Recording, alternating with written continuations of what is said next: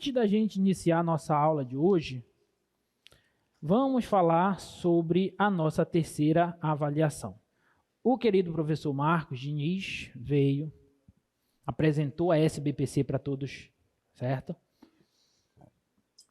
Eu espero que vocês tenham entendido a grandeza do que é receber um evento desse porte aqui na nossa universidade.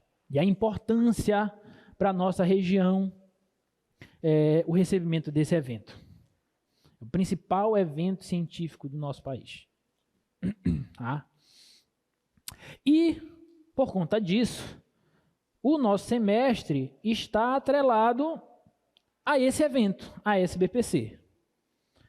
E aí, em reunião com os componentes do projeto, né, coordenação, professores, etc., nós decidimos que uma das avaliações de vocês será um trabalho relacionado à SBPC. E vai ser a terceira avaliação de vocês. Tá? Mas vai ser um trabalho que vocês vão passar o semestre trabalhando nele para vocês poderem fazer a apresentação dele para a gente. E vai culminar com a participação de vocês na SBPC. Lembrando que a participação é de graça. A menos que você queira apresentar um trabalho ou receber os materiais, como o professor Diniz falou, aí você paga uma taxa, lá você olha o site, tem uma taxa. Mas para participar, para vir participar, assistir às apresentações, etc., é tudo de graça. Tá bom? Então vamos lá, vamos entender como que vai ser a terceira avaliação de vocês e prestem bastante atenção. Se tiver dúvida, pergunta, não tem problema, pergunta agora, tá? Então, vamos lá. Qual é a contextualização? Por que nós pensamos nesse método de avaliação, né? Nesse trabalho? Então, contextualização. Para organizar um evento do tamanho da SBPC, da reunião anual da SBPC, muitos problemas surgem no decorrer do planejamento e equipes multidisciplinares precisam ser contratadas. Isso é bem natural. Nós temos uma série, o professor Marcos mesmo falou, uma série de questões que precisam ser resolvidas para que esse evento aconteça aqui, na nossa universidade. Tá? E aí o que a gente vai fazer? A gente vai supor de maneira hipotética que vocês são integrantes dessas equipes. Então vocês vão compor equipes que organizarão, hipoteticamente, a realização da SBPC aqui na nossa universidade. Olha só que bacana. Então vocês estão no primeiro semestre, vocês já vão ser organizadores, hipoteticamente, de um evento como esse. Tá bom? Então, como que vai funcionar? A nossa turma aqui vai ser dividida, olha ali aquela palavrinha grifada, aleatoriamente, já está até dividida. Aleatoriamente em 12 grupos, tendo como base todos os alunos que fizeram a primeira prova. Professor, pelo amor de Deus, eu não fiz a primeira prova, vou ficar fora do trabalho? Não. Os alunos que faltaram à primeira prova devem comunicar imediatamente o projeto por e-mail para que sejam inseridos nos grupos já formados. Então, a nossa turma de C1 tarde vai ser dividida, já está dividida em 12 grupos, onde cada grupo tem integrantes aleatórios. Quem decidiu isso, professor? Foi aleatório. Na verdade, foi o Excel. A ferramenta aleatória lá no Excel, o Thiago foi aleatório. Pronto. Escolheu 12 equipes. Ah, professor, mas então foram 12 equipes da minha turma de engenharia naval. Não, 12 equipes de todo mundo aqui. Aleatórios, aleatório mesmo. Num grupo pode ter gente de naval, de elétrica, de civil, de química, de física e assim por diante. Tudo bem? Só reforçando, quem faltou à primeira prova não está inserido nas equipes. Precisa entrar em contato por e-mail com um projeto. Olha, pelo amor de Deus, eu faltei a primeira prova, mas eu ainda estou aqui no curso, estou cursando, estou vivo. Me coloca numa equipe. Aí a gente vai colocar. Vamos lá. Observações. Primeiro tópico, Não será permitido trocar de grupo. Professor, eu só sei fazer o trabalho com meu colega. Sai dessa. Não tem isso aqui, tá bom? Você vai fazer o trabalho com os aleatórios. Tá bom? Então, professor, pelo amor de Deus e tal, não sei o quê, não tem como reconsiderar. Não adianta choro, tá? As equipes estão formadas e não é permitido trocar de grupo. Segundo, os integrantes de cada equipe terão que escolher um nome e uma cor para a equipe. Escolha um nome e uma cor para a equipe de vocês. Cada equipe deverá escolher 2 pessoas para serem os líderes. Então, cada equipe vai escolher 2 líderes. E, além disso, cada equipe terá um monitor como padrinho. Esse padrinho vai auxiliar a equipe no andamento do trabalho. Esse padrinho não vai fazer o trabalho, ele vai auxiliar. Ele vai ajudar. Se você tiver alguma dúvida, ele vai lá e tira a dúvida, se couber a ele tirar essa dúvida. Então, esse monitor, que a gente está chamando de padrinho, ele vai ajudar vocês no trabalho, tá bom?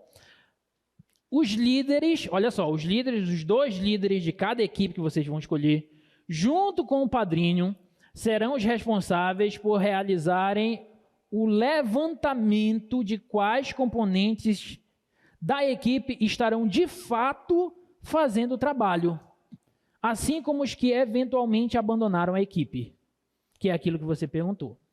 Professor, e se alguém da equipe começar a não fazer o trabalho ou abandonar a equipe, abandonar o curso?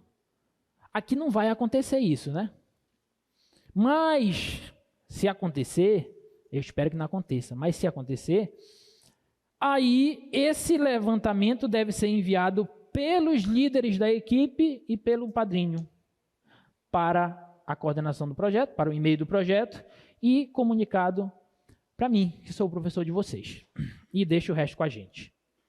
Tudo bem? Então, os líderes junto com o padrinho têm uma responsabilidade muito grande.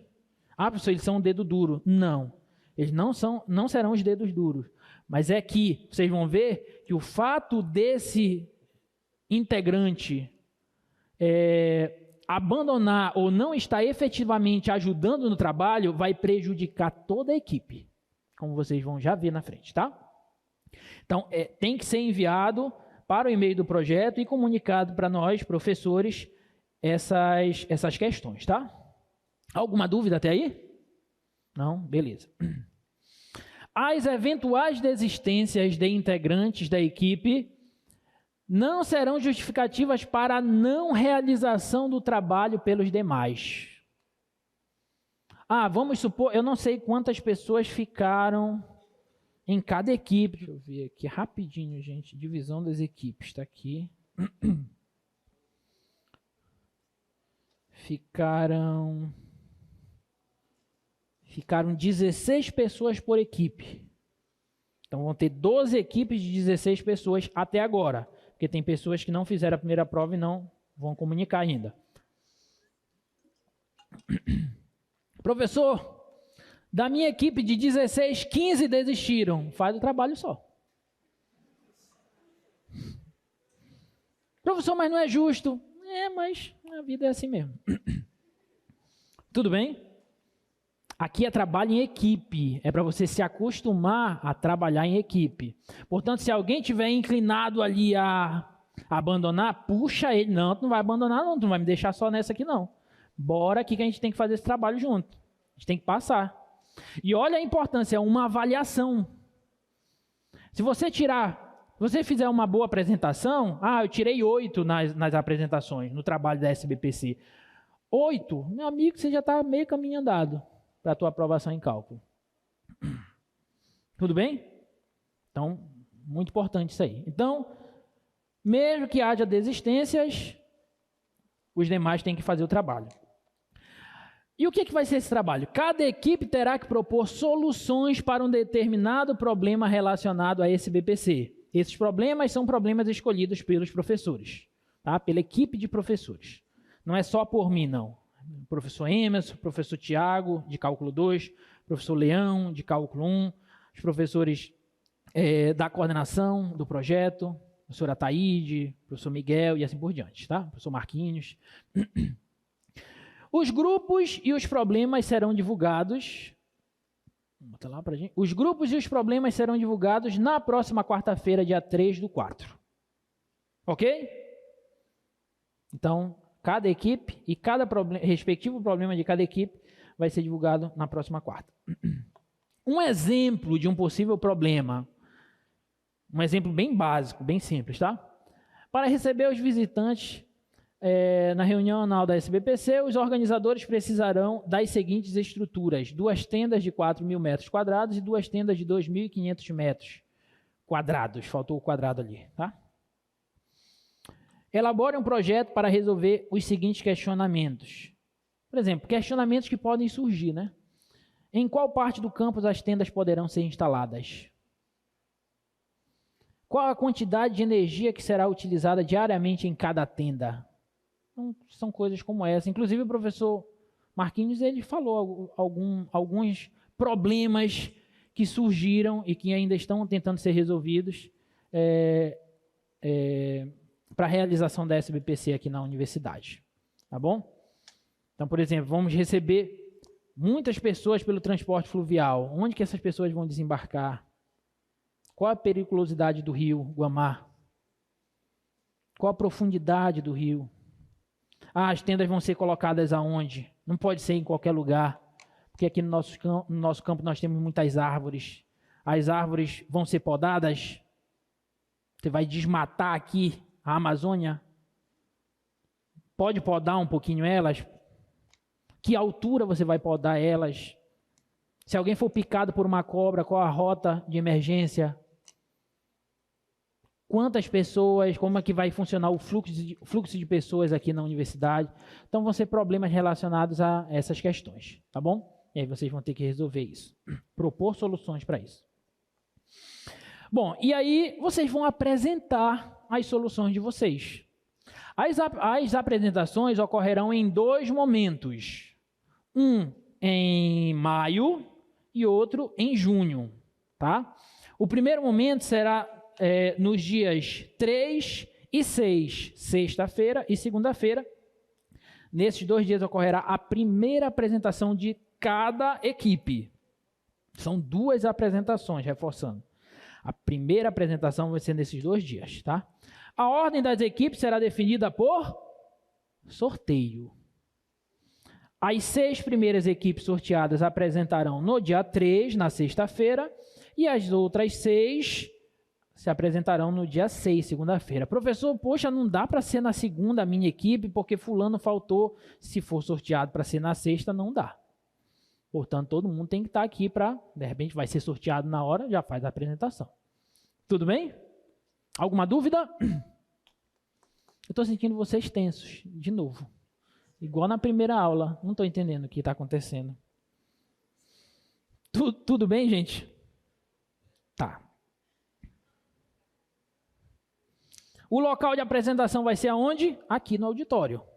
Tá? Na frente de todo mundo. Eu vou estar aí no lugar de vocês e vocês vão estar no meu lugar. Vocês vão ver como é bacana. As equipes precisam enviar os slides para a primeira apresentação até o dia 1º de maio.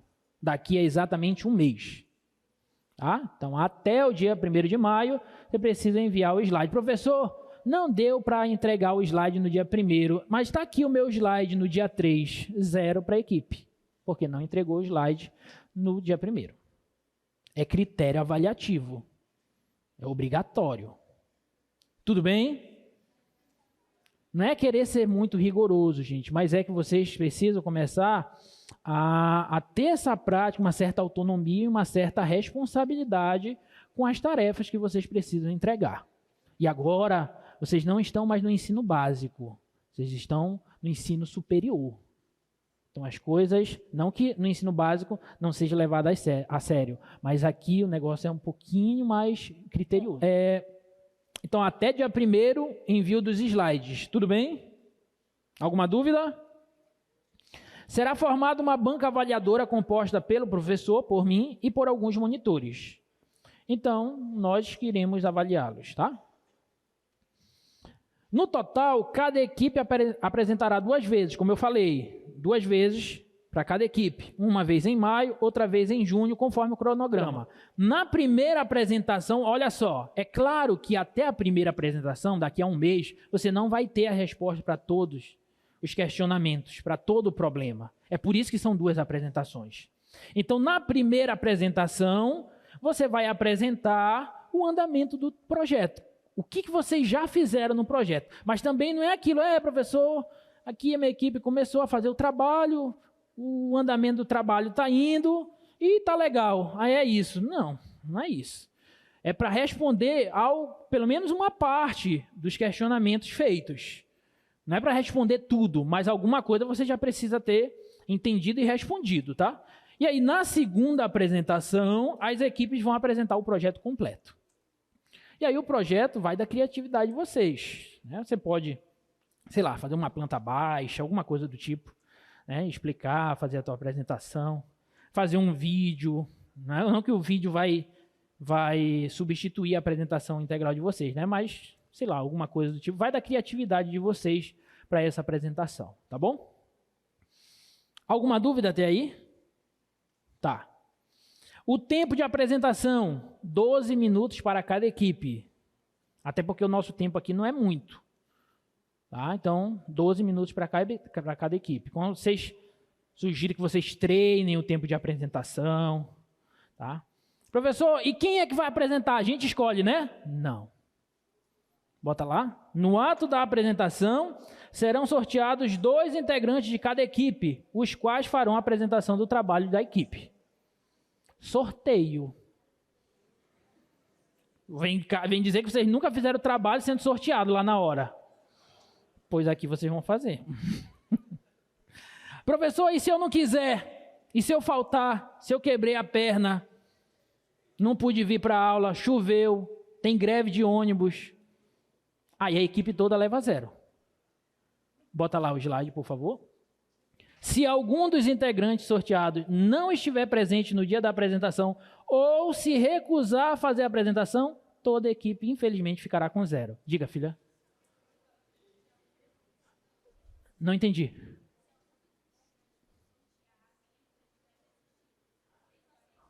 Aí, boa pergunta. Professor, e se algum dos integrantes sorteado no dia já tiver desistido? Aí, por isso que os líderes e o padrinho da equipe devem sempre comunicar o projeto e o professor.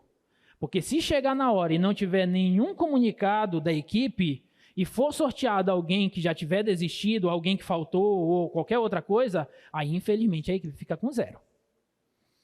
É trabalho em equipe, gente. Vocês nunca trabalharam em equipe? Pois é, então é trabalho em equipe, de fato. Tá? Alguém faltou. Por que tu faltou nossa reunião? A gente marcou a reunião terça-feira. Por que tu faltou? Tu já fez o que a gente demandou para ti? Isso é trabalhar em equipe, é cobrar. Tá bom? Então cobrem uns aos outros, para que o trabalho seja um bom trabalho e para que ninguém fique prejudicado. Alguma dúvida? Não? Beleza. Por isso, olha só o que ela falou, por isso é importante que sempre comuniquem se há desistentes e que, de fato, vocês trabalhem em equipe. Tá? Pontuação, como que vai ser? As 2 apresentações, as 2, corresponderão a 50% da nota da terceira avaliação. E os outros 50% vai ser... corresponderão à efetiva presença de vocês, dos integrantes de cada equipe, na SBPC, atrelada à entrega de um questionário. Tá?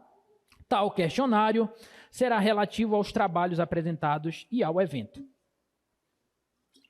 Tipo assim, você teve um problema lá, sei lá, o professor Marcos Diniz falou que vai ter mais ou menos uns 50 ônibus por dia, 50 ônibus escolares entrando aqui na universidade, não foi isso? Como que vai ser a rota desses ônibus? Onde esses ônibus poderão ficar estacionados? Se eu não me engano, eles vão ficar estacionados no básico, né?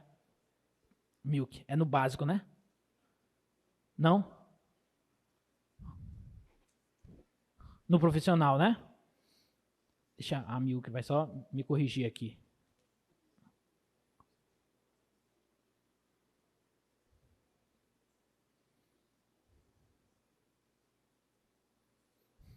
Ah, tá, entendi. Então tem alguns ônibus, os escolares eles vão entrar e sair, mas alguns ônibus vão ficar estacionados no profissional. Onde que poderá estacionar esses ônibus? Como é que esses ônibus, qual que vai ser a rota deles para não atrapalhar o fluxo de pessoas? Ah, sobre as tendas. Quanto de energia vai se gastar para abastecer as tendas? Quanto de internet vai ser necessário para que tenha uma internet minimamente boa para que esse evento ocorra? Será que vai ter que aumentar a quantidade de internet no campus? Será que essa quantidade do campus que tem é suficiente? Então vão ser coisas desse tipo, tá bom? Aí vamos supor que a resposta de vocês para um desses problemas foi uma certa resposta. Aí vocês vão vir para a SBPC, participar da SBPC, mas vocês vão participar e vão ficar olhando o questionário comparativo com o trabalho de vocês e a realidade, o que está acontecendo na SBPC. O questionário vai ser para isso, vai ser para comparar, basicamente vai ser para comparar a resposta de vocês, do trabalho, e o que de fato está acontecendo na SBPC. Para ver se teve pelo menos um mínimo de lógica aí no que vocês responderam. Tudo bem? Alguma dúvida? Diga, filha. Problema? Quantos? É um problema para cada equipe, só que o problema tem alguns itens. Se eu não me engano, são 6 itens para cada problema, que vocês precisam responder os 6. Tá bom? Mais alguma pergunta, gente? Então, basicamente, tem mais alguma coisa para falar? Não, basicamente é isso. Sobre a nossa terceira avaliação. Gostaram? Sim. Eu estou vendo rostos aqui que parece que não gostaram muito. Mas é um trabalho importante, gente, relacionado a um evento super importante, que vai engrandecer o nome da nossa região, da nossa universidade, e que vocês vão fazer parte, tá? Mesmo que hipoteticamente. Alguma dúvida? Se tiver dúvida, pergunta. Eu vou começar a aula, que a gente já gastou muito tempo na apresentação. Não? Então, bora começar a aula. Então, só reforçando, quarta-feira vocês vão receber os grupos e os problemas, tá bom? Então, vamos lá. Na aula anterior, nós falamos sobre funções, terminamos trigonometria, falamos de funções exponenciais e funções logarítmicas, certo? A gente terminou nesse problema, que era para esboçar o gráfico e determinar o domínio. E hoje a gente vai falar sobre funções hiperbólicas e introduzir a noção de limite. Tá? Então, o que são funções hiperbólicas? Né? São funções... Nós temos as funções trigonométricas e hiperbólicas. As funções trigonométricas que nós estudamos, na verdade, são funções trigonométricas circulares, né, que a gente chama. Né? Elas provêm lá do ciclo trigonométrico. Aqui nós vamos estudar funções trigonométricas hiperbólicas. Né? Tem como a gente mostrar que elas derivam de uma hipérbole, de um dos ramos de uma hipérbole, da hipérbole x² menos y² igual a 1, a hipérbole unitária. Tá? A gente não vai tratar sobre essa perspectiva, mas vamos definir o que são as funções seno e cosseno hiperbólicos. Tá? Então, esse SNH é seno hiperbólico, esse COSH é cosseno hiperbólico, tá? E elas são definidas, são funções de R em R, funções reais, definidas dessa maneira. O seno hiperbólico e elevado a x menos e elevado a menos x sobre 2, cosseno hiperbólico e elevado a x mais e elevado a menos x sobre 2. O que é esse e mesmo? O que é esse e? É aquele número de Euler lá, 2,718. É a base dos logaritmos naturais, dos logaritmos neperianos que a gente viu. Tudo bem? Então, essas funções são funções que a gente chama de funções trigonométricas hiperbólicas, tá?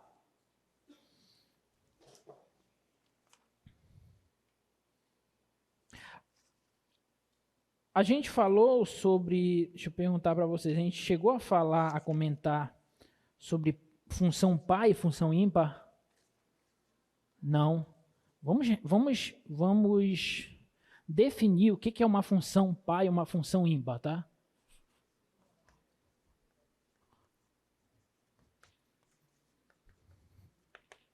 Olha, uma função é par quando a imagem do menos x por essa função é igual à imagem do x. E uma função é ímpar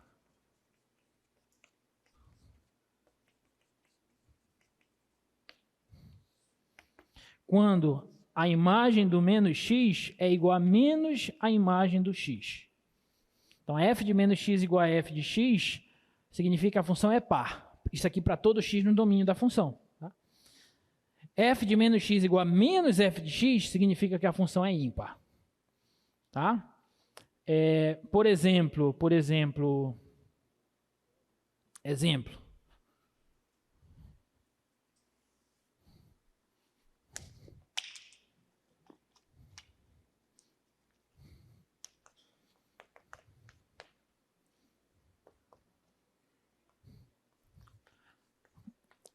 a função f de x igual ao cosseno de x é par ou é ímpar? O que vocês acham? A função cosseno de x, ela é par ou ímpar? Aí vamos ver. Para eu mostrar se é par ou ímpar, eu tenho que calcular f de menos x, certo? E vou ver se essa f de menos x vai dar ou a f de x ou a menos f de x, ou pode ser que não dê nenhuma das duas. Tem funções que não são nem par nem ímpar, tá bom? Vamos calcular a f de menos x.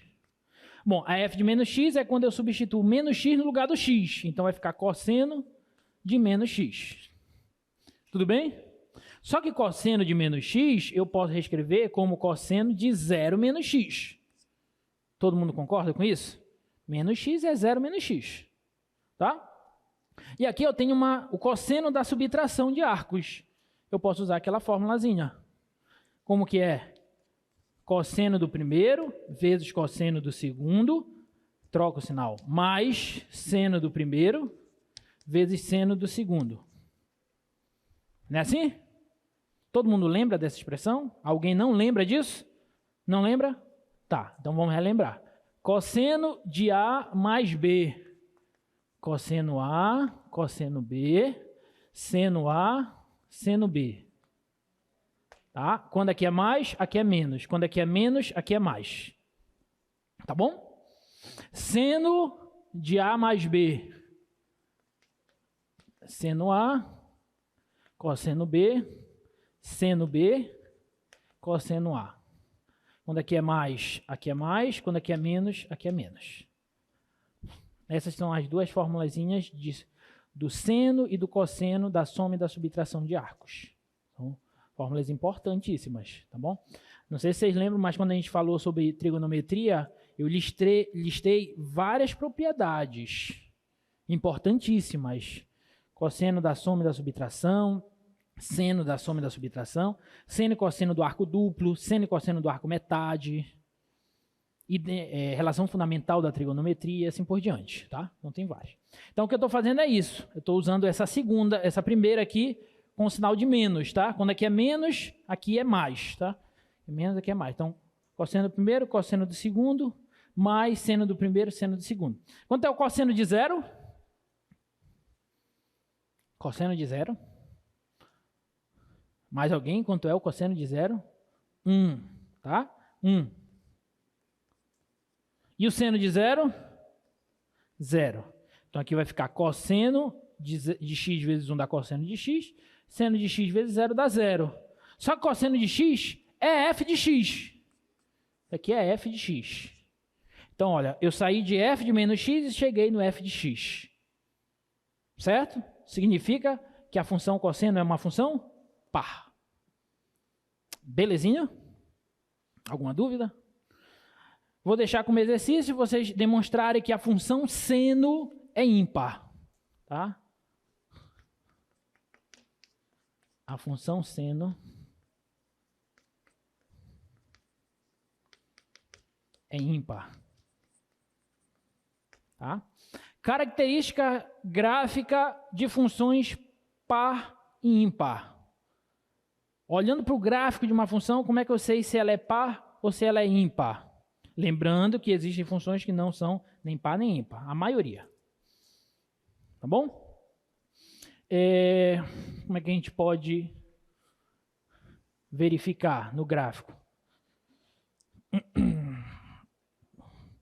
Vamos pegar uma outra. Vai ser bem fácil. A função f de x igual a x ao quadrado é par. A função x ao quadrado é par. Vocês podem verificar. Se você colocar menos x, vai ficar menos x ao quadrado. Só que menos x ao quadrado é x ao quadrado. Então, f de menos x é f de x. Portanto, a função x ao quadrado é par. Tá bom? Como é o gráfico dela? É assim, ó. O gráfico de uma função par, tem como eixo de simetria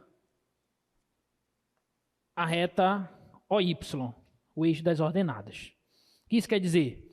Que se você olhar para esse lado do gráfico da função e refletir ele em relação ao eixo Y, você desenha todo o gráfico da função. Esse é o espelho desse em relação à reta Y, ao eixo Y. Essa é a principal característica gráfica de funções pares. Tudo bem? Até porque, olha só, qual é a imagem de um ponto X qualquer aqui? É f de x. E qual é a imagem do ponto menos x? Também é f de x. F de x é igual a f de menos x. Que é a definição de função par. Belezinha? Tá bom? Então, sempre que uma função é par, o gráfico dela, você pode pegar o lado direito e refletir ele em relação ao eixo Y, que você obtém o restante do gráfico, o lado esquerdo. Tá bom? E característica de uma função ímpar. Pega outro exemplo. A função x ao cubo é ímpar. A função x ao cubo é ímpar. Como que é o gráfico dela? O gráfico dela é assim, ó.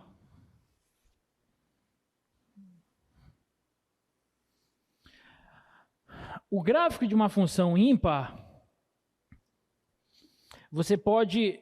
Imagina que você rotaciona esse gráfico 180 graus em relação à origem. Imagina esse gráfico saindo do quadro e girando 180 graus em relação à origem. Ele vai cair sobre ele mesmo. Certo? Ele vai cair sobre ele mesmo. Você pega aqui esse gráfico e gira 180 graus em relação à origem. Ele vai cair sobre ele mesmo. Até porque, olha só, se você toma um x, aqui está o f de x. E se você toma um menos x, bem aqui vai estar o f de menos x. Então, observa. F de menos x, tá certo. E observa que esse camarada, f de menos x e f de x, um é o oposto do outro. Então, esse aqui é menos esse. Por exemplo, isso aqui é 1, aqui é menos 1. Isso aqui é 2, aqui é menos 2. Isso aqui é 10, aqui é menos 10. Que é a definição de função ímpar. Aqui, ó. F de menos x é igual a menos f de x. Tá? Então, recapitulando. Função par espelha em relação ao eixo y. Função ímpar gira 180 graus em relação à origem. Cai sobre ele mesmo. Tá bom? Vamos para esse exemplo aqui, ó. Mostre que a função seno hiperbólico, agora seno hiperbólico é ímpar e que a cosseno hiperbólico é par. Eu não vou fazer as duas, vou fazer só uma. Bora fazer seno hiperbólico de x é ímpar. Vamos mostrar isso aqui. Qual é? Primeira coisa, tem que lembrar qual é a definição do seno hiperbólico. Tá? Seno hiperbólico de x é o que, gente? Como que é o seno hiperbólico? Acredito que vocês já esqueceram. E elevado a x, mais ou menos, menos e elevado a sobre 2. Beleza. O que a gente tem que fazer para mostrar que a função seno hiperbólico é ímpar? A gente tem que verificar se o seno hiperbólico de menos x é igual a menos o seno hiperbólico de x. É isso que a gente tem que tentar demonstrar. Se a gente conseguir demonstrar isso, a gente está mostrando que a seno hiperbólico é uma função ímpar. Tudo bem? Alguma dúvida? Tá. Então, seno hiperbólico de menos x é o quê? Vamos lá. Onde tem x, eu vou colocar menos x. Então, fica e elevado a menos x menos e elevado a menos o menos x sobre 2. Tá claro? Onde tem x aqui, ó, eu estou colocando menos x. Aqui fica menos x, aqui fica menos o menos x. Tá? Então, isso aqui vai ser igual e elevado a menos x menos jogo de sinal e elevado a x sobre 2. Só que observem que agora eu posso escrever assim, ó, isso aqui é menos e elevado a x menos e elevado a menos x sobre 2. Sim ou não? Porque olha só, menos e elevado a x está aqui. E menos com menos e elevado a menos x está aqui, positivo. Menos com menos, mais. Eu só coloquei o fator menos 1, é como se tivesse colocado menos 1 em evidência. Tá bom? Alguma dúvida? Então, só que não precisa colocar esse 1 aqui, né? Porque é caboquice, tá bom? Tô brincando. Então, aqui vai ficar menos, mas o que é isso, gente? Não é o seno hiperbólico? Então, tá aqui, menos o seno hiperbólico de x. Portanto, acabei de mostrar que o seno hiperbólico de menos x é menos do seno hiperbólico de x. Então, portanto, o seno hiperbólico de x é ímpar. Tá bom? Dúvidas? Perguntas? Diga.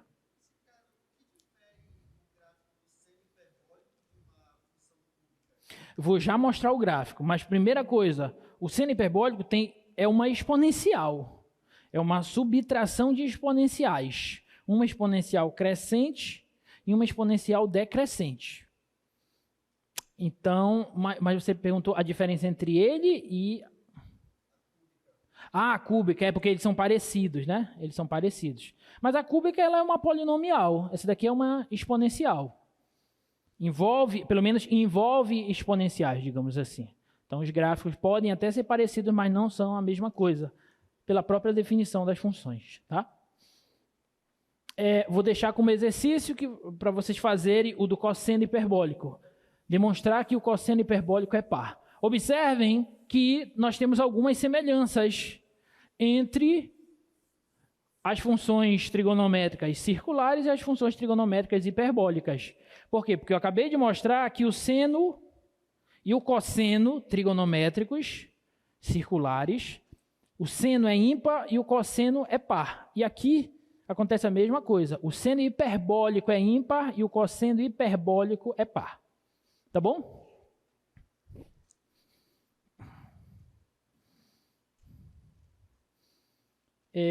Eu vou deixar essa aqui para vocês tentarem fazer. Essa daqui é a relação fundamental das funções hiperbólicas, tá? O cosseno hiperbólico ao quadrado menos o seno hiperbólico ao quadrado é igual a 1. Como é que vocês vão fazer? Eu quero demonstrar isso. Então, só lembrando a definição do cosseno hiperbólico é essa aqui, ó. E do seno hiperbólico é essa aqui, ó. Tá? Então, o que você vai fazer? Eu quero demonstrar que isso aqui é verdade. Tá bom? Quero demonstrar que isso aqui é verdade. Como é que você vai fazer? Você vai fazer essa conta e vai tentar mostrar que essa conta é 1. É isso que você tem que fazer. Tá bom? Então, como é que faz essa conta, professor? Substitui o cosseno hiperbólico aqui, que é isso aqui. Vai ficar e elevado a x mais e elevado a menos x sobre 2 ao quadrado. Menos. Substitui o seno hiperbólico aqui. E elevado a x menos e elevado a menos x sobre 2 ao quadrado. Isso aqui vai dar quanto? Aí aqui eu tenho o quadrado da soma de dois termos. Como é que fica isso? Primeiro ao quadrado, mais 2 vezes o primeiro, vezes o segundo, mais o quadrado do segundo. Aqui eu tenho o quadrado da subtração de dois termos. Primeiro ao quadrado, menos 2 vezes o primeiro, vezes o segundo, mais o quadrado do segundo. Aí vai fazer a conta. Tu vai ver que no final isso aqui vai dar 1, tá bom? 3 pontinhos para vocês fazerem essa conta. Não estou dando 3 pontinhos para fazer a conta, não. Só reticência aqui para dizer que é para vocês fazerem a conta. Tá bom? Essa conta é muito fácil para 3 pontos. Olha só, aí assim como a gente define as funções tangente, cotangente, etc., para as funções circulares, nós definimos também para as funções hiperbólicas. Tangente hiperbólica é o seno hiperbólico pelo cosseno hiperbólico. Cotangente hiperbólica é 1 sobre a tangente hiperbólica. Secante hiperbólica é 1 sobre o cosseno hiperbólico. Cossecante hiperbólica é 1 sobre o seno hiperbólico. Igualzinho às definições das funções circulares, tá? Temos aqui, deixa eu só mostrar os gráficos dessas funções para vocês rapidinho. Olha só, esse é o gráfico da seno hiperbólico.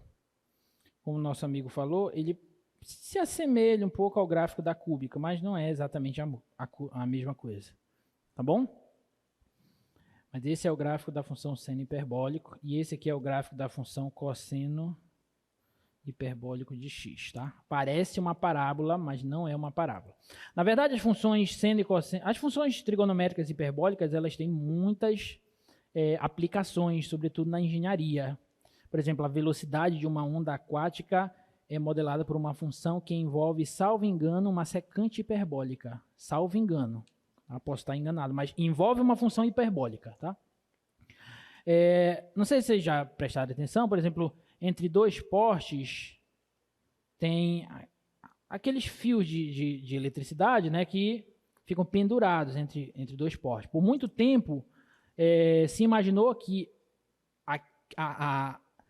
aquele fio descreve uma parábola, é descrito por uma parábola. Mas, na verdade, não. É descrito por uma função envolvendo função cosseno hiperbólico. O nome da curva é catenária. Já ouviram falar? Não? Catenária é a curva que é modelada por um fio pendurado entre duas hastes. Tá? E é modelado por uma função envolvendo cosseno hiperbólico. Tá? Então, tem muitas aplicações as funções hiperbólicas. Vou deixar esse exemplo aqui para vocês tentarem resolver, tá? Seno hiperbólico de 0, cosseno hiperbólico de 0, tangente. Eu vou fazer a letra D só, que envolve um logaritmo, e é bonitinho. Letra D, eu quero seno hiperbólico do log natural de 2, tá? Quanto é que dá isso? Né? Então, vamos lá. Seno hiperbólico do log natural de 2. Eu pego o log natural de 2 e substituo no x da definição de seno hiperbólico. Então, vai ficar e elevado a log natural de 2 menos e elevado a menos o log natural de 2 sobre 2. Alguma dúvida? Não? Quanto é que vai dar isso? Gente, quanto é e elevado ao log natural de 2? Falamos na aula anterior. Propriedade do cancelamento, função exponencial e função logarítmica. Eu falei assim, ó.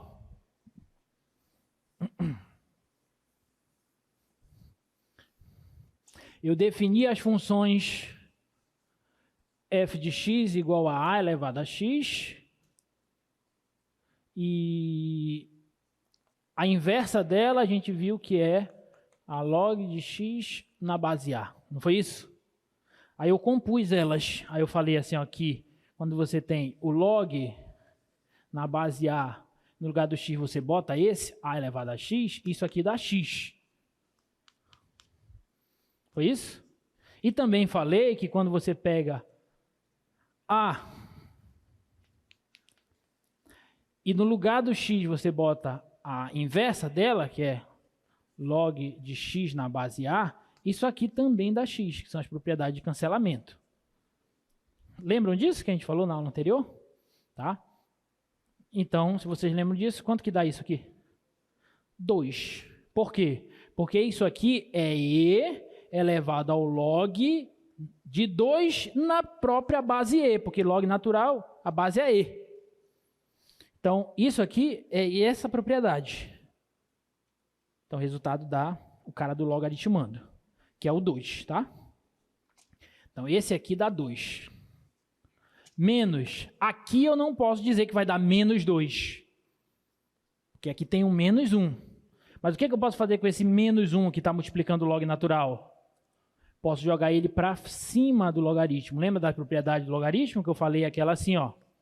Você tem o log de A elevado a B na base C, esse expoente ele vem aqui, né? B vezes o log de A na base C. E da mesma maneira como ele pode descer para frente do logaritmo, ele pode subir para cima do logaritmando. Tudo bem? Então aqui não aparece, mas tem um menos 1 multiplicando. Então eu posso pegar esse menos 1 e jogar para lá. Vai ficar e elevado ao log natural de 2 elevado a menos 1 sobre 2.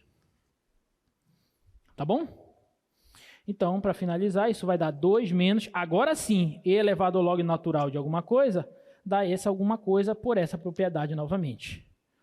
2 elevado a menos 1 sobre 2, tá? Aí eu deixo para vocês fazerem essa continha final aí.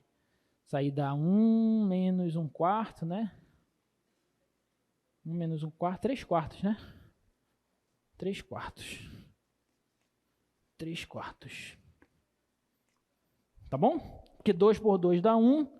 Esse é negativo, é meio. Então, meio sobre 2 dá 1 quarto. 1 menos 1 quarto dá 3 quartos. Tá bom? Deixa eu ver se eu errei. Acho que está certo. Letra D, 3 quartos, tá? Alguma dúvida, gente? Não? Vou deixar essas duas aplicações aqui para vocês. Ah, tá aqui, ó. Olha só, velocidade de uma onda aquática envolve essa função aqui, ó, tangente hiperbólica, tá? E a catenária, fio dependurado entre duas hastes, envolve um cosseno hiperbólico, tá bom? Vou deixar essas duas aplicações aqui e essas propriedades, que é para vocês tirarem um print aí, tirarem uma foto, lembrar essas propriedades. Essa primeira diz que o seno hiperbólico é ímpar, a segunda diz que o cosseno hiperbólico é par. Essa daqui é a fundamental das funções hiperbólicas. Observe que elas são bem parecidas com as funções circulares. Não são idênticas, mas são semelhantes, tá? Então, essas são propriedades importantes das funções hiperbólicas. E deixo essa aplicação envolvendo uma função logarítmica e exponencial para vocês tentarem fazer. Eu posso resolvê-la na próxima aula. Mas é bom que vocês tentem primeiro fazer. Posso passar?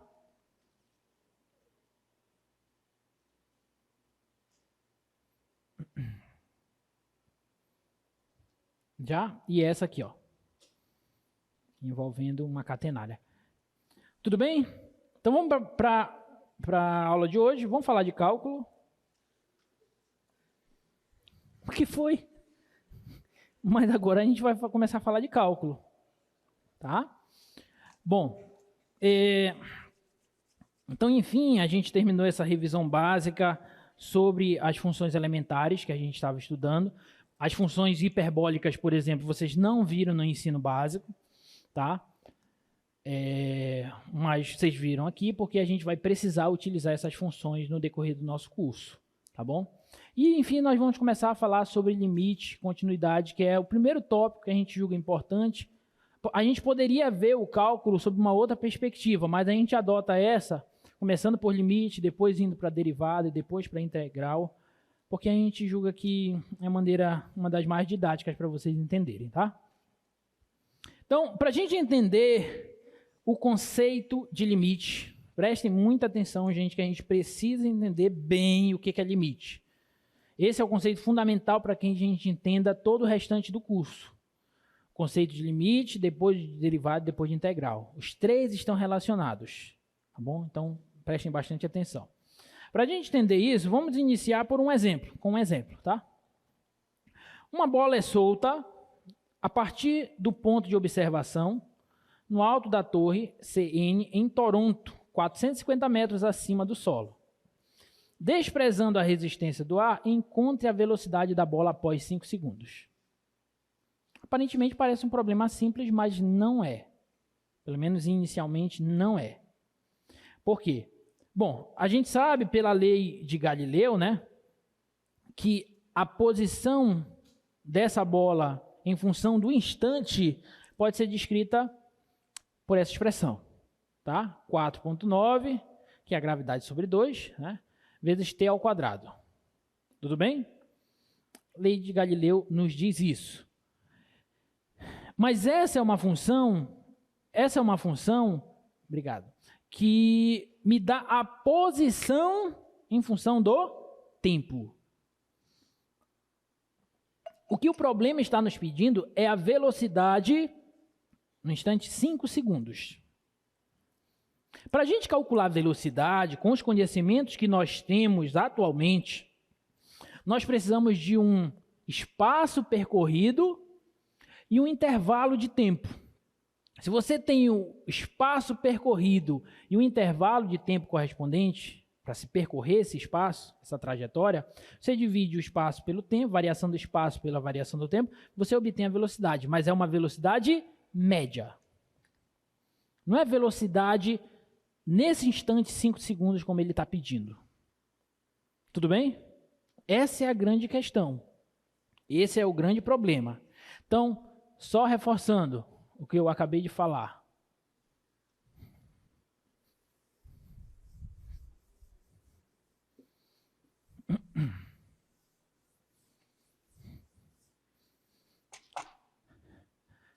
Velocidade média, espaço final,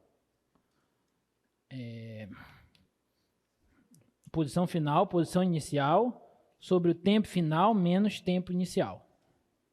Tá bom? Esse é o conceito que a gente aprendeu lá no ensino básico em relação à velocidade média. Tá bom? Agora, olha só.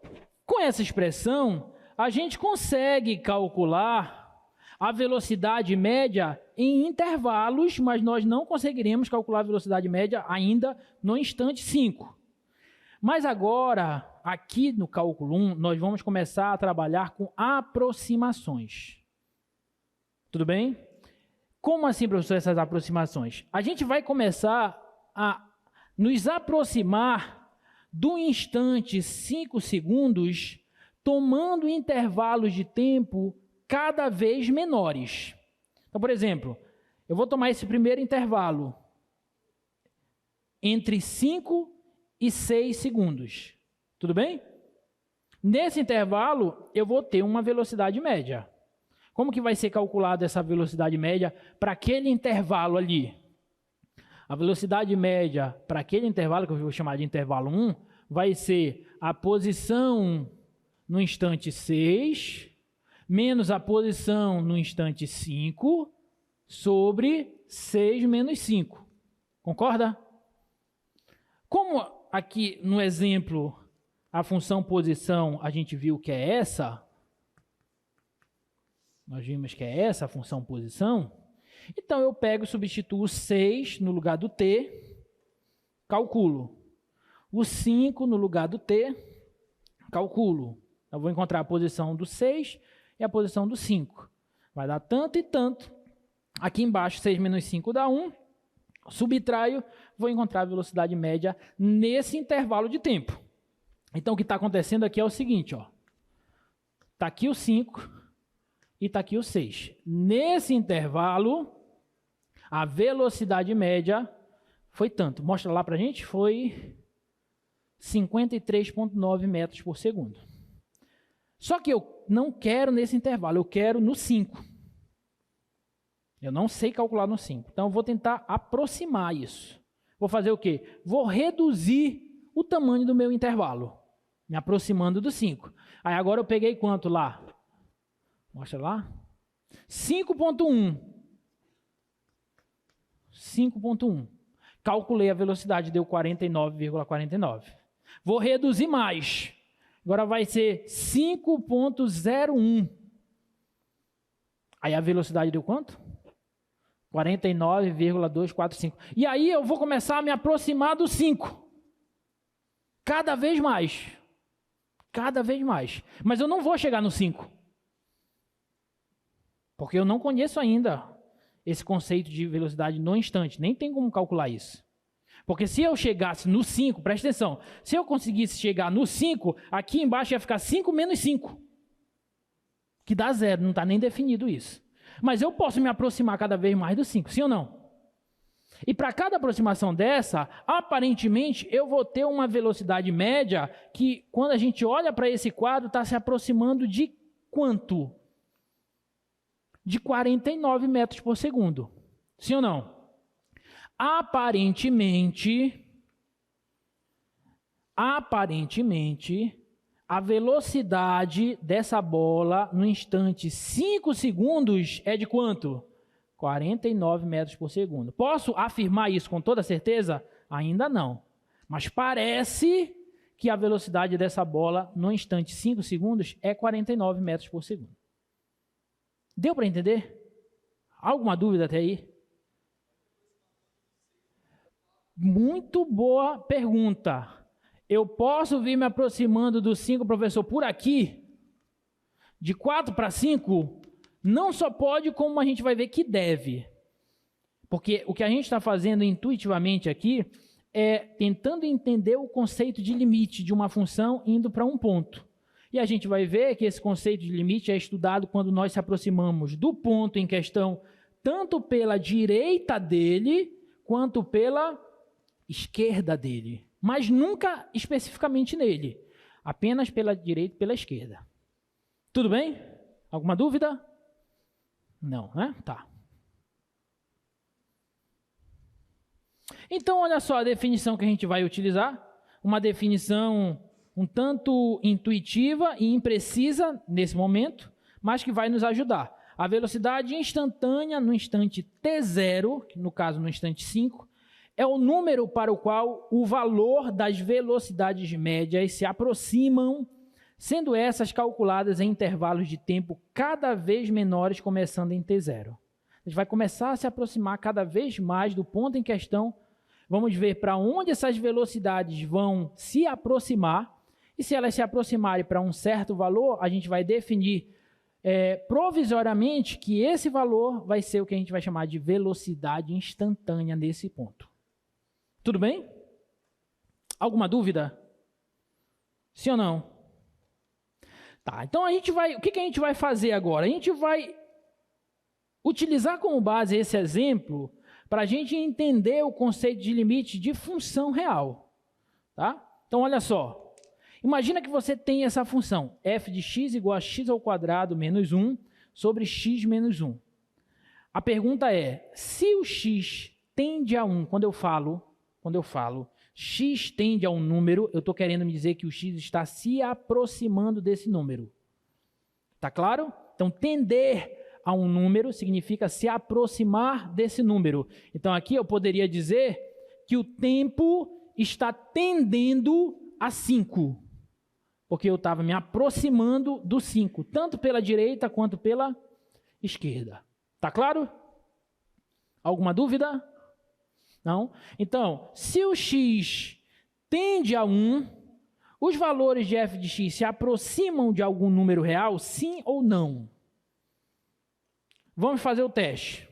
Observem que essa função sequer está definida no 1. Sim ou não? Ela nem está definida em 1. Mas, e essa é uma informação muito importante, um conceito muito importante, mesmo essa função não estando definida em 1, a gente pode estudar o limite dela quando x tende a 1, quando x se aproxima de 1. Então, primeira coisa, primeiro conceito importante, Para você calcular o limite de uma função, essa função sequer precisa estar definida nesse ponto. Ela não precisa estar definida num ponto para você estudar o limite dela quando x tende a esse ponto. Alguma dúvida? Alguma dúvida? Não? Então tá. Então essa função não está definida em 1, mas mesmo assim nós podemos estudar o comportamento dela quando x se aproxima, quando x tende a 1. Para isso vamos utilizar uma tabelinha. Não vai ser a maneira que a gente vai trabalhar, mas por enquanto, só para a gente entender esse conceito, vamos trabalhar assim.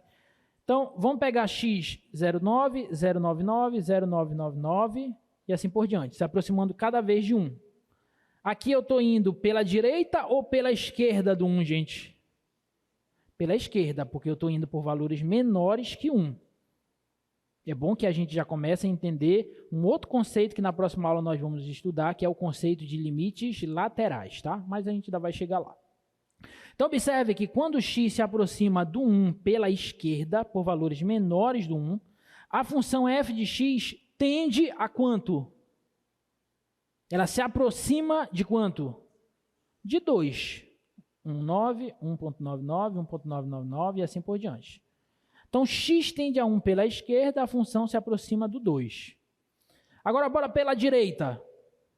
Vamos pegando agora o x se aproximando do 1 pela direita. A função está se aproximando de quanto também? Do 2 também. Então, tanto pela esquerda quanto pela direita do 1, a função se aproxima do 2. Então, o que a gente vai conjecturar? A gente vai intuitivamente dizer que o limite dessa função, quando x tende a 1, tanto pela esquerda quanto pela direita, é 2. Então, a gente vai escrever isso aqui, ó. Essa simbologia significa limite, aqui embaixo do limite, x tende a 1, da função em questão, que é a função x ao quadrado menos 1 sobre x menos 1, igual a 2. O que isso quer dizer? Quer dizer que quando x tende a 1 pela esquerda e pela direita, a função se aproxima de 2. Intuitivamente ainda, tá bom? Alguma dúvida? Não? Então vamos definir intuitivamente o que é o limite de uma função f de x quando x tende a um ponto P. Tá? A gente vai escrever assim, ó, suponha que f está definida quando x está próximo de P. Observem que eu não estou falando que a função está definida em P, porque como a gente viu anteriormente, como eu falei, a função nem precisa estar definida no ponto para eu estudar o limite dela. Ela só precisa estar definida próxima do ponto. Na proximidade do ponto, ela tem que estar definida. Então, se f está definida para x próximo de P, escrevemos limite de f de x quando x tende a P igual a L. E dizemos do jeito que eu acabei de ler. O limite de f de x quando x tende a P é igual a L. E o que isso significa? Se pudermos, isso acontece, se pudermos tornar os valores de f de x arbitrariamente próximos de L, tão próximos quanto nós quisermos, tornando x suficientemente próximo de P por ambos os lados de P, mas não igual a P. Ou seja, dizer que o limite da função f de x quando x tende a P é igual a L, significa dizer que quando x tende a P, a função se aproxima do ponto L em questão. Graficamente, o que nós temos é isso aqui, ó.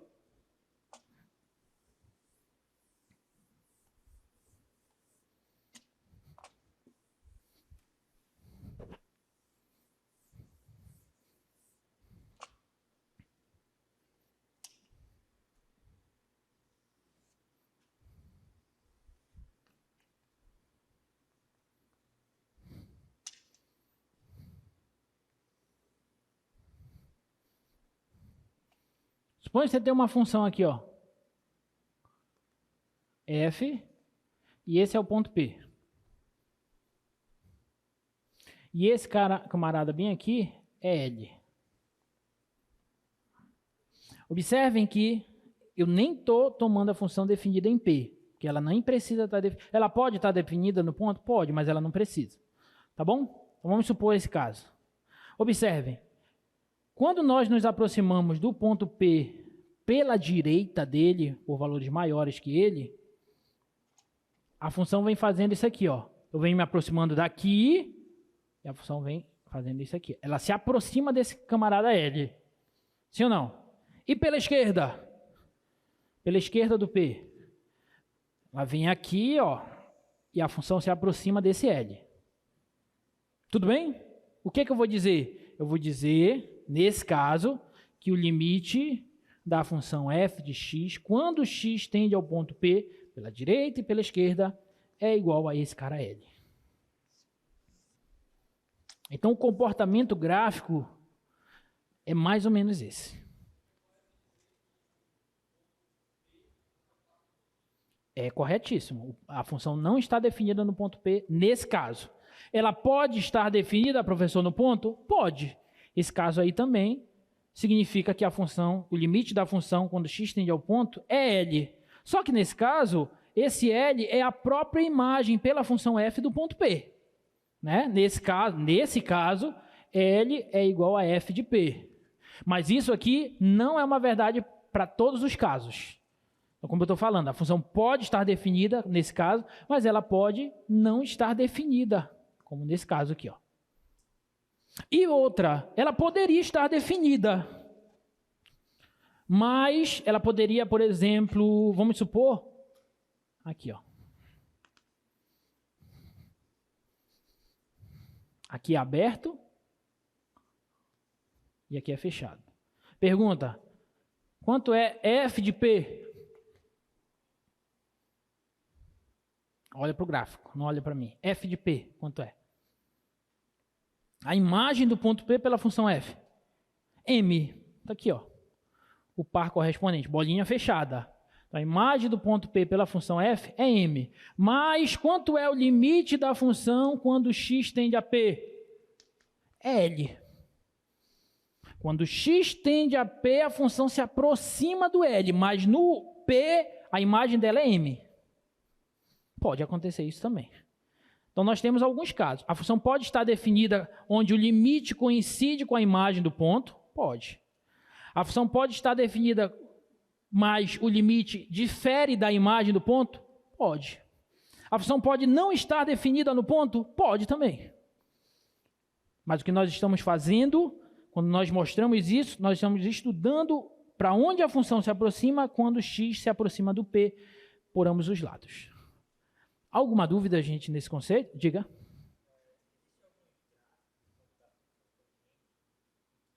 Certo. Uhum. Não, boa pergunta, excelente pergunta. Professor, tem algumas funções que a função, por exemplo, a função tangente, como ele deu como exemplo. O gráfico da função tangente é assim, né?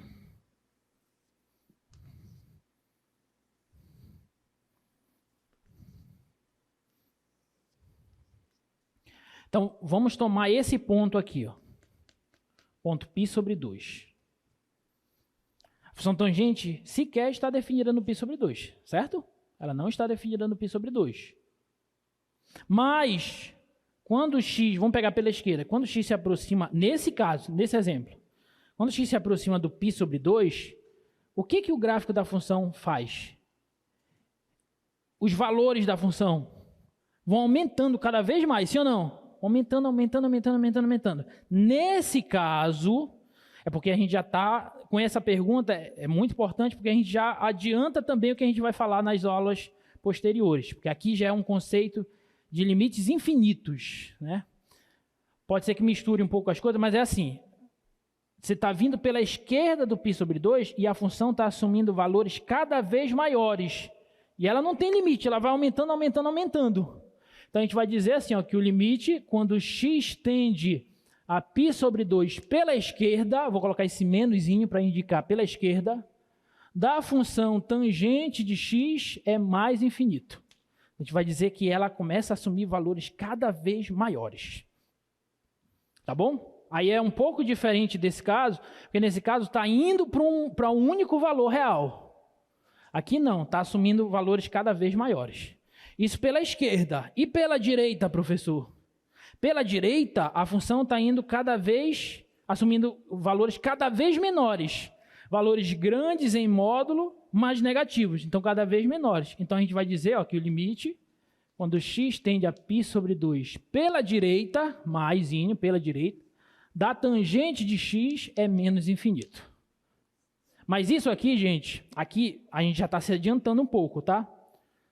A gente já está meio que se adiantando um pouco. Aqui, a gente está envolvendo já limites laterais, porque eu estou estudando só pela esquerda e só pela direita, e limites infinitos, indo para mais e para menos infinito. Mas não se preocupem com isso ainda, tá? Nas próximas aulas a gente vai falar sobre isso. Mas eu acho que eu respondi a sua pergunta.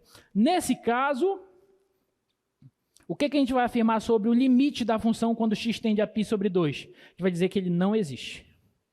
Então, nesse caso, essa função não tem um limite. Tá? Porque ele não existe. Apesar de vai para mais infinito, assume valores cada vez maiores, vai para menos infinito, assume valores cada vez menores, significa que o limite não existe. Tá bom? Outro caso de limite que não existe. Por exemplo, imagine esse gráfico aqui. Deixa eu ver a hora. Tem mais tempo. Mas deixa eu desenhar aqui, mais espaço.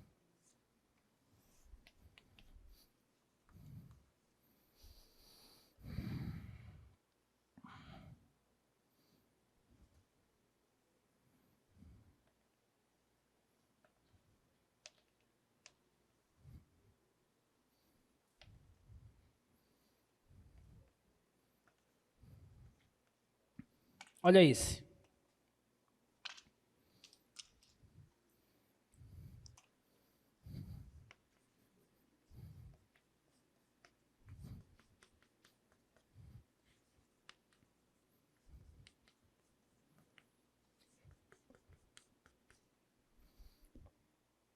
Quero que vocês tentem me responder. Se não souber, não tem problema ainda, mas tentem.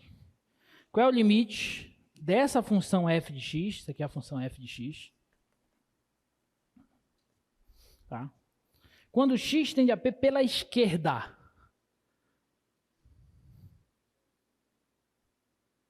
Se aproxima do p pela esquerda. A função está indo para onde?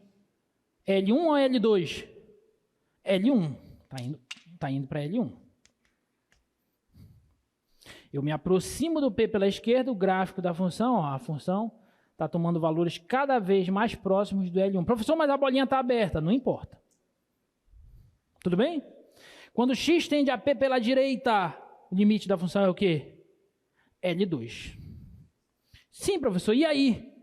Eu venho pela esquerda, vai para L1. Eu venho pela direita, vai para L2. Então, qual é o limite da função? Não existe. Porque para o limite de uma função existir, os limites laterais precisam existir e ser iguais. Então, nesse caso, ó, como esses limites são diferentes, a gente vai dizer que o limite da função f de x, quando x tende a p, tanto pela esquerda quanto pela direita, ele não existe. Porque os limites laterais são diferentes. Tá claro isso, gente? Então, esse é um critério que a gente vai ver mais à frente para a gente verificar se o limite de uma função existe ou não. Basta que você olhe para os limites laterais dela. Só um minuto. Se esses limites laterais existirem e forem iguais, esses limites existem, mas eles são diferentes. Então, eles existem, mas são diferentes, então o limite não existe, o limite da função. Diga.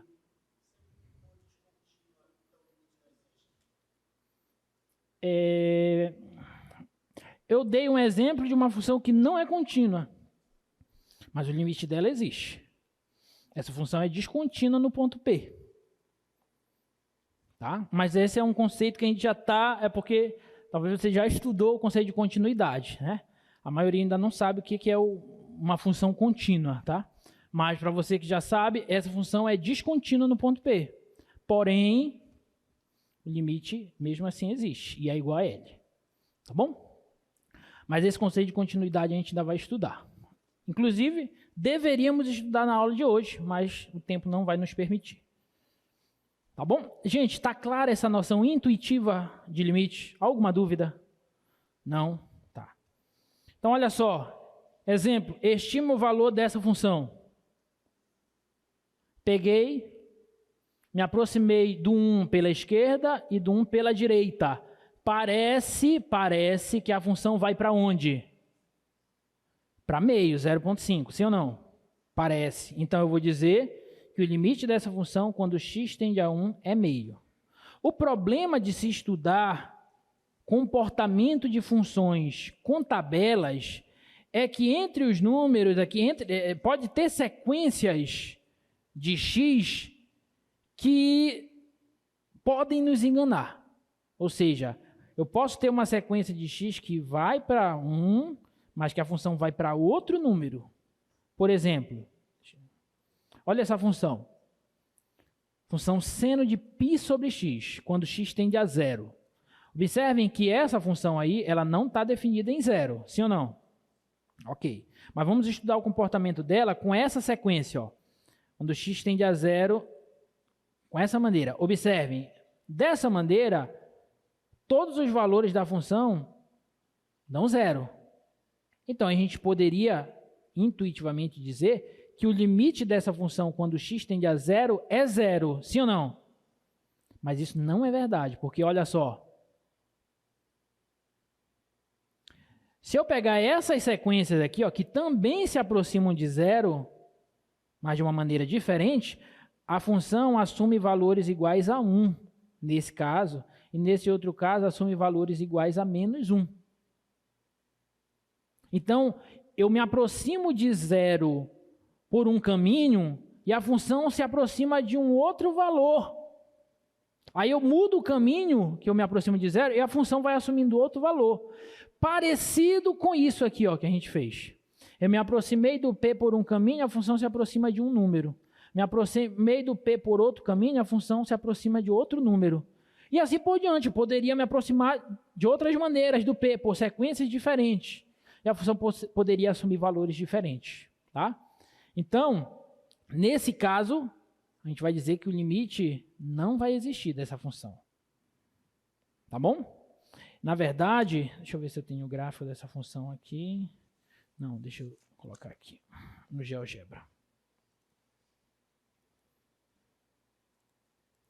Olha só o gráfico da função seno, bora ver se o GeoGebra vai aguentar. De π sobre x. Olha só, esse é o gráfico dessa função, seno de π sobre x. Observem que próximo do 0, a função ela enlouquece aqui, ela bate para cima e para baixo, ela fica oscilando como uma louca entre menos 1 e 1.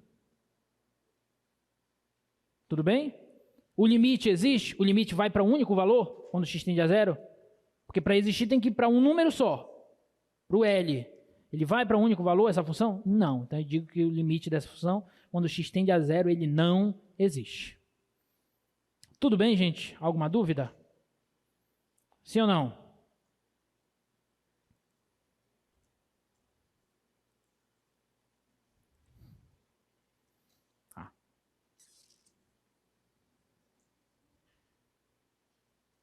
Então, dessa maneira, a gente precisa amarrar melhor as nossas definições.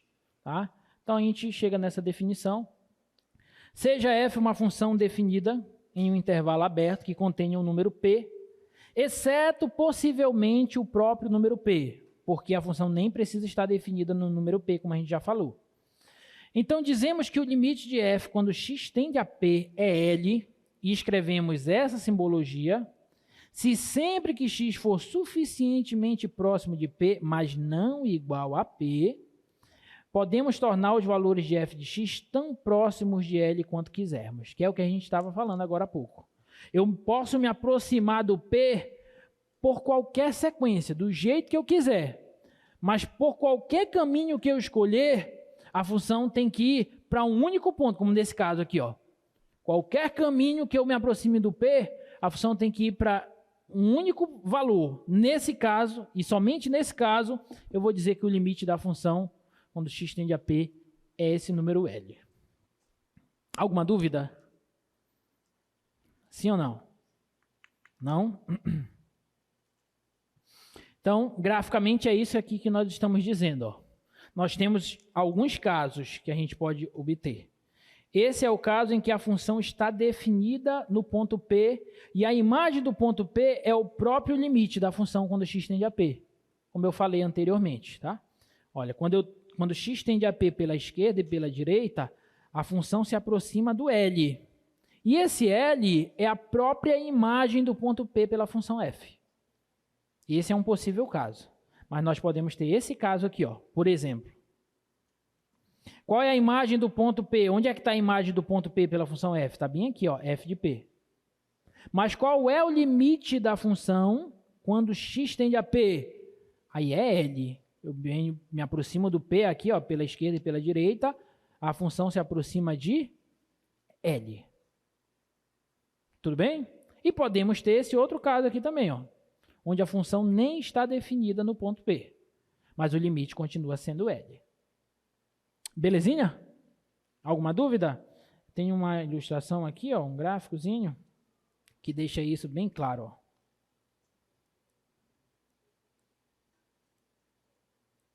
Olha só. Vou me aproximando pela esquerda do ponto. Olha para onde os valores da função vão. Vou me aproximando pela direita do ponto. Olha para onde os valores da função vão. Mas eu nunca vou chegar no ponto. Observe aqui, ó, que aqui, ó, ele não chegou, o ponto B não chegou nesse outro ponto, tá? Ele não chegou nesse outro ponto. E o outro também. Porque eu não preciso estar no ponto, mas eu só preciso estar próximo do ponto. Tudo bem? Alguma dúvida? Tá? Beleza. Então, isso é estudar o limite de uma função. Quando x tende a um ponto, tá? Porém, para fechar nossa aula, essa definição, só falando assim, pode ser que surjam algumas incongruências assim no decorrer dos exercícios. Então, nós precisamos definir melhor, em termos matemáticos, em simbologia matemática, o que a gente quer dizer com o limite de uma função. Então, a gente vai dizer exatamente isso aí que está no quadro, não se assustem, tá? Parece, à primeira vista, parece ser um negócio meio feio assim, mas tentar fazer vocês entenderem o que é isso. Tá? Limite f de x, quando x tende a P é igual a L, se somente se, para todo epsilon maior que zero, existe um delta maior que zero, tal que x pertence ao domínio da função f. Vou melhorar aqui. Deixa eu encurtar isso aqui que está muito grande, não vai caber aqui. Limite de f de x igual a L, onde x tende a P. Se somente se para todo epsilon maior que zero, existe um delta maior que zero, tal que, se x pertence ao domínio de f, e x menos p menor que delta, isso implicar que f de x menos f menos L, não é continuidade, é limite, menor que epsilon, tá? Então, o que isso aqui está querendo nos dizer? Tá? Vamos tentar entender cada simbologia dessa aí. Tá? Vamos começar por aqui. Ó. O que significa módulo de f de x menos L ser menor que epsilon? Não sei se vocês lembram, mas eu falei durante as nossas aulas sobre, rapidamente, na verdade, sobre desigualdades modulares, né?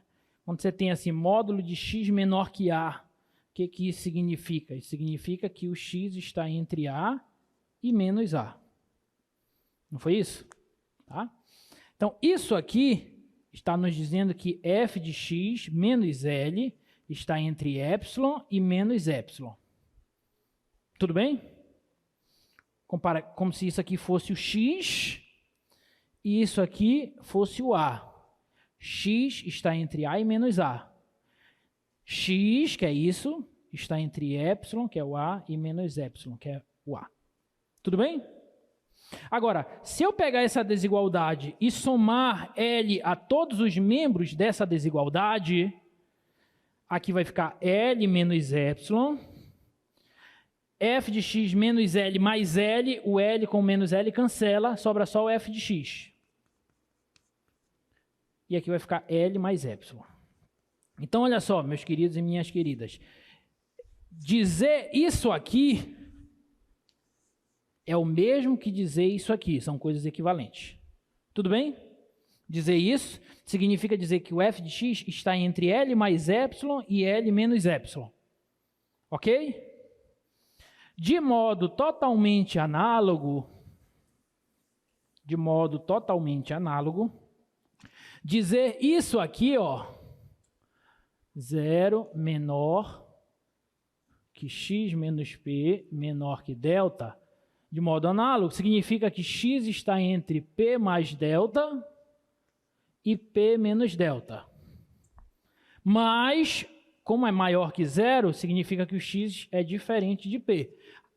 Até porque a gente viu que eu não preciso estudar no p, porque a função nem precisa estar definida no p, só próximo do p. Tá? Então, eu estou querendo dizer isso aqui, quer dizer que eu estou olhando para os valores de x entre p menos delta e p mais delta. Tá? Só para a gente entender essa simbologia, falta um minutinho.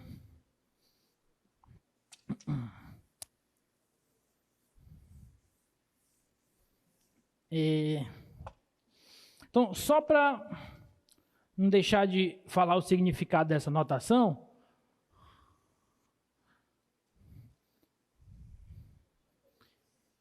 imagina que esse é o gráfico da função, aqui é o ponto P e aqui é o L. Então, o que ele está querendo dizer? Ele está querendo dizer assim, ó. Dado qualquer epsilon positivo, esse epsilon pode ser um número real bem pequeno. Então, dado qualquer número pequeno, positivo, vai existir um outro número, delta, também positivo, tal que, sempre que isso acontece, isso aqui também acontece. Isso aqui a gente viu que é o mesmo que isso aqui, né? Então, o que ele está falando assim, ó. Se eu te der um epsilon, um intervalinho aqui, ó, epsilon, ou seja, aqui é L mais epsilon e aqui é L menos epsilon. L mais epsilon e L menos epsilon, que é isso aqui que eu falei, ó. Tá? Se eu te der esse intervalo, você tem que ser capaz de encontrar um intervalinho aqui, ou seja, de tamanho P menos delta e P mais delta, de modo que para todo x nesse intervalo, mas não precisa ser igual a P, todo x nesse intervalo, a imagem desse x cai dentro desse outro intervalo. Essa é a ideia de limite, só que em simbologia matemática. Então, olha só, recapitulando, eu sei que já extrapolei o tempo, mas só mais um minutinho.